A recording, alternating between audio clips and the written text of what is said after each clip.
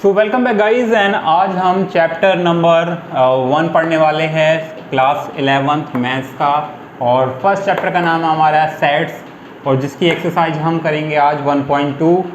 1.1 मैंने पिछली video upload की है 1.1 की, और अगर आपने नहीं देखी आप जाके देख भी सकते हैं, लेकिन एक बार मैं आपको एक क्विक रिवीजन दे देता हूँ। तो फर्स्ट जो 1.1 था उसमें हमने क्या पढ़ा था, सेट्स के बारे में। एंड सेट्स क्या होते हैं? A set is a well-defined collection of object। ये पढ़ा था हमने 1.1 में और देखा था कि कौन से सेट्स है और कौन से सेट्स नहीं है। तो पता करने के लिए हमने बताया था जो ये इसका मतलब होता है वेल डिफाइंड। वेल डिफाइंड का मतलब क्या होता है? ऐसे एलिमेंट जो कि does not change person to person, यानी कि उनकी जो प्रॉपर्टी है वो चेंज नहीं होती। जैसे कि अगर मैं बात करूं अल्फ़ाबेट्स की, तो अगर एक मैं सेट्स ले लूँ अल्फ़ाबेट, तो इसमें मेरे क्या होंगे ABCD एंड ये जाता है हमारा Z तक। तो ये क्या होगा हमारा, ये सेट होगा। लेकिन अगर नॉन सेट की बात करूँ, जो सेट नहीं होता है, उसको एग्जांपल दूँ तो सपोज जैसे कि टॉप क्रिकेटर्स। तो गाइज अगर मैं टॉप क्रिकेटर्स का एक सेट बनाऊं तो उसमें कौन कौन से हो जाएंगे? जैसे सपोज मैंने मान लिया सबसे पहले आएंगे हमारे कौन, गावस्कर, ठीक है। उसके बाद हमारे आएंगे कपिल देव, उसके बाद सचिन तेंदुलकर, द्रविड़ एंड अब कोहली आ रहे हैं, ठीक है। अगर मैं टॉप 5 की मैंने बनाई है क्रिकेटर्स की लिस्ट, तो गाइज जब गाइज का उसमें सेट बनाऊंगा GKSOK, अगर मैं इसका सेट बनाया एंड क्योंकि गाइज अगर मैं सेट्स बनाया और मैंने फिर दोबारा बोला कि क्या जो रोहित शर्मा है इसमें बिलोंग करता है या नहीं है, ठीक है, तो ये जो लिस्ट है ये चेंज हो सकती है और ये वेल डिफाइंड लिस्ट नहीं है, क्योंकि हमें इस लिस्ट के बारे में नहीं पता है, ठीक है, क्योंकि ये list person to person change हो रही है। Are you getting my point? क्योंकि ये list person to person change हो रही है और ऐसी लिस्ट कभी भी ऐसा सेट होता है, ये हमेशा वेल डिफाइंड सेट नहीं होता, इसलिए इसे नॉन सेट कहा जाता है। इसके एग्जांपल आपने 1.1 में किए होंगे, क्वेश्चंस किए होंगे 1.1 में। तो कभी भी किसी भी सेट्स में आ जाए टर्म जैसे कि मोस्ट टैलेंटेड या फिर टॉप, कुछ ऐसे चीज़ आ जाए जिसमें जो एलिमेंट होते हैं एलिमेंट टू एलिमेंट चेंज होते हैं या वेरी होते हैं, तो वो कभी भी वेल डिफाइंड सेट्स नहीं होते हैं, इसलिए वो सेट्स का नहीं कहा जाती, ठीक है, उन्हें कभी भी सेट्स नहीं कहा जाता। तो ये पढ़ा था हमने 1.1 में और ये रिवीजन हो चुका है, ठीक है। So I think I should revise now. So guys अब पढ़ेंगे 1.2 में हम पढ़ने वाले हैं एम्प्टी सेट्स के बारे में, ठीक है। तो एम्प्टी सेट्स क्या होते हैं? A set which do not contain any element, यानी कि ऐसा सेट जिसमें कोई एलिमेंट नहीं होता है, उन्हें क्या कहते हैं? इज कॉल्ड एम्प्टी सेट, ठीक है। एंड गाइस इसे एम्प्टी सेट भी कहते हैं, वॉइड सेट भी कहते हैं और नल सेट भी कहते हैं। तीनों का मतलब सेम ही है, लेकिन जो हम मैथ में यूज़ करते हैं उसे कहते हैं हम एम्प्टी सेट, ठीक है। And it is denoted bye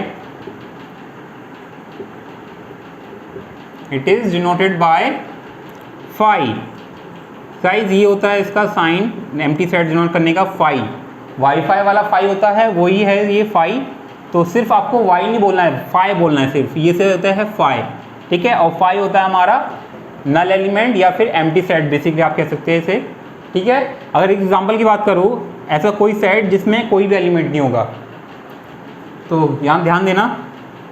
suppose एक सेट है जिसमें जो एक्स एलिमेंट है सच दैट है x is a student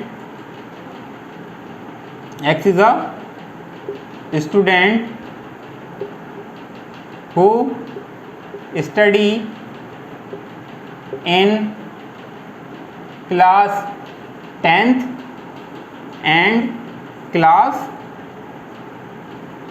11th, यानी कि ये जो x हमारा सेट है वो ऐसे स्टूडेंट का सेट है जो क्लास 10th में पढ़ते हैं और 11th में पढ़ते हैं। तो ऐसा कोई स्टूडेंट होगा जो दोनों क्लास में पढ़ता होगा, यानी कि ये क्या होगा, हमारा एक एम्प्टी सेट होगा।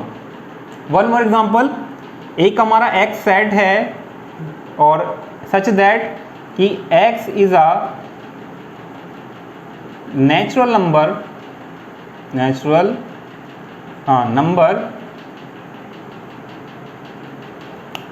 एंड और जो इसकी कंडीशन दे रखी है x की, वो क्या दे रखी है कि x की वैल्यू है 1 से ग्रेटर है लेकिन लेस देन है 2।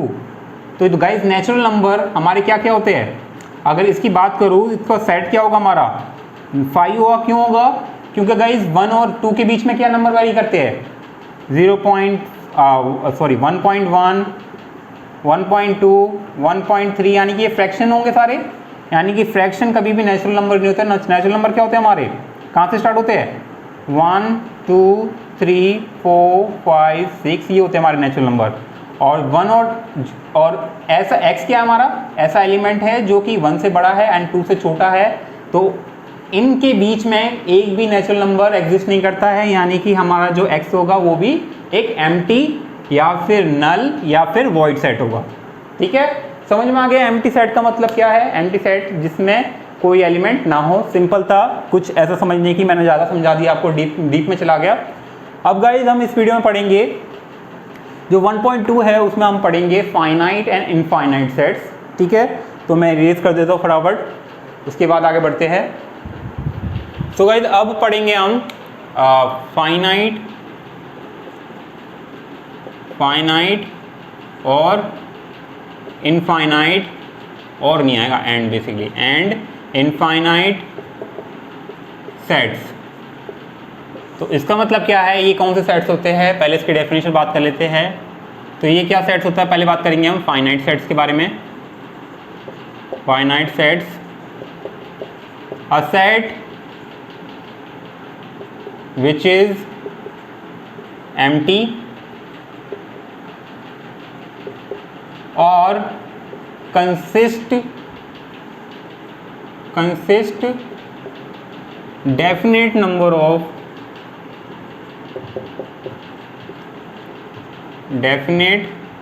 ऑफ एलिमेंट या फिर ऑब्जेक्ट।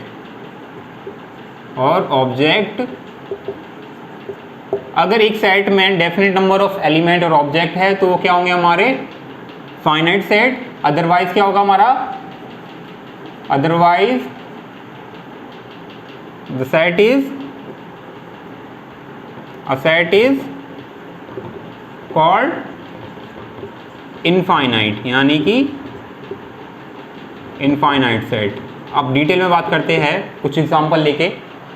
तो पहले बात करते हैं फाइनाइट सेट्स क्या होते हैं। फाइनाइट सेट्स वो होते हैं या तो वो एम्प्टी हो, यानी कि या उसमें कोई एलिमेंट ही ना हो, क्योंकि हमें पता है कि इसमें एक भी एलिमेंट नहीं, या फिर उसमें डेफिनेट नंबर ऑफ एलिमेंट। तो डेफिनेट का मतलब क्या है, डेफिनेट नंबर का मतलब है ऐसे कि किसी भी सेट्स में अगर एलिमेंट्स है तो हम उसे काउंट कर सकते हैं। बेसिकली सिंपल लैंग्वेज में बता रहा हूँ, अगर किसी भी सेट्स में अगर हम एलिमेंट काउंट कर सकते हैं तो जो वो सेट होगा वो हमारा डेफिनेट नंबर, यानी कि वो हमारा फाइनाइट सेट होगा, यानी कि उसमें definite number of elements. Example की बात करते हैं, सपोज W, जो W है, W is the capital W is the set of days in a week, यानी कि जो कैपिटल W है वो सेट्स है जो डेज होते हैं वीक में, संडे, मंडे, ट्यूसडे, उसका सेट है। यानी कि कितने होते हैं हमारे 7 होते हैं, यानी कि हम काउंट कर सकते हैं। तो W क्या होगा हमारा फाइनाइट सेट। दूसरा एग्जांपल ले लेते हैं, S is the set of solution of x² - 4, यानी कि जो S है वो सेट ऑफ सॉल्यूशंस है ऑफ x² - 4 पॉलिनोमियल का। तो क्या होंगे इसके सेट्स, क्या होंगे, जो इसके वैल्यू होगी वो क्या होगी हमारी, इसमें जो x की वैल्यू होगी क्या होगी, x = होगा या फिर 2 या फिर -2, यानी कि जो हमारा s होगा उसका वैल्यू क्या होगा, एलिमेंट्स क्या होंगे, या तो 2 होगा या -2 होगा, यानी कि हमें ये क्या है, डेफिनेट नंबर ऑफ एलिमेंट्स है, यानी कि हम ऐसे एलिमेंट जिन्हें हम, ऐसा सेट जिसमें हम नंबर ऑफ एलिमेंट काउंट कर सकते हैं वो क्या होंगे हमारे फाइनाइट। सिंपल लैंग्वेज में बता रहा हूँ, ऐसे सेट जिसके नंबर ऑफ एलिमेंट हम काउंट कर सकते हैं वो हमारे होंगे फाइनाइट सेट, और जिसके हम काउंट नहीं कर सकते वो होंगे हमारे इनफाइनाइट सेट्स। इनफाइनाइट सेट का एग्जांपल लेते हैं, तो सपोज हाँ P is the set of points on a line,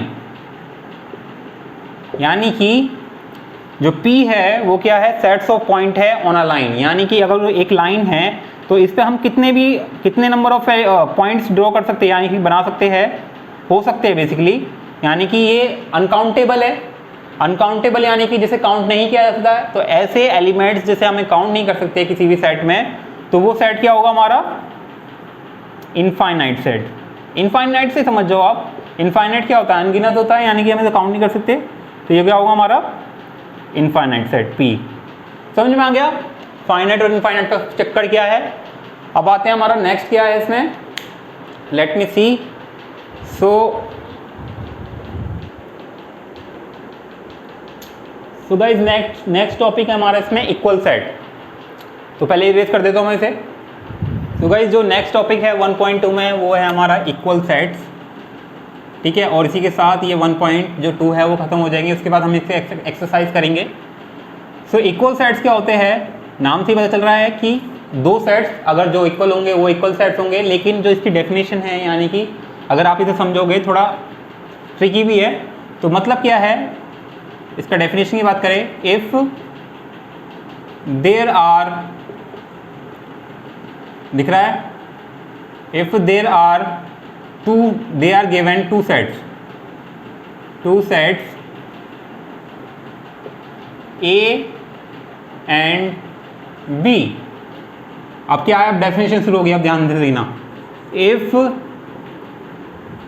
every element of A is an element of B, यानी कि जो every element of A है वो B का भी एलिमेंट है, and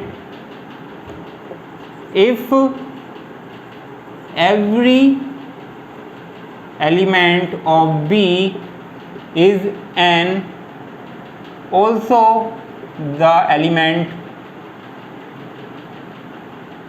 of set A, यानी कि अगर ये दोनों कंडीशन ट्रू होती है, यानी कि A then A and B sets is said to be or are called equal set.